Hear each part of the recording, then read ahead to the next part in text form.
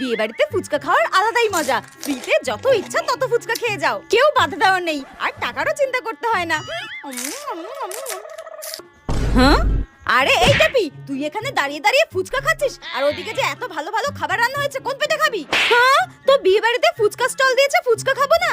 আরে এই বিয়ে বাড়িতে খাসির মাংস রান্না হয়েছে রে, আর তুই খাসির মাংস ছেড়ে দিয়ে ফুচকা খেয়ে পেট ভরাচ্ছিস? হ্যাঁ, কিন্তু মা, তুমি যে সেদিনকে বললে টাকা দিয়ে বেশি ফুচকা খেতে নেই, বিয়ে বাড়িতে একদম পেট ভরে ফুচকা খেতে হয় ফ্রিতে, আমি তো তাই করছি। শোন, সে যা বলেছি, এখন চল খাসির মাংস খেতে হবে। আমি পুরো কাচের বাটি সেট দিয়েছি, সেটা উসুল করতে হবে না? চল তাড়াতাড়ি চল। হ্যাঁ, খাসির মাংস খাবো বলে কি আমি ফুচকা খেতে পারবো না নাকি? ফুচকা আমার কত প্রিয়, আমি ফুচকাই খাবো। পাতাটা রাখ আর চল দুজন মিলে চিকেন পকোড়া খেয়ে আসি। চল, একদম বাটি ভরে নিয়ে আসবো। চল চল।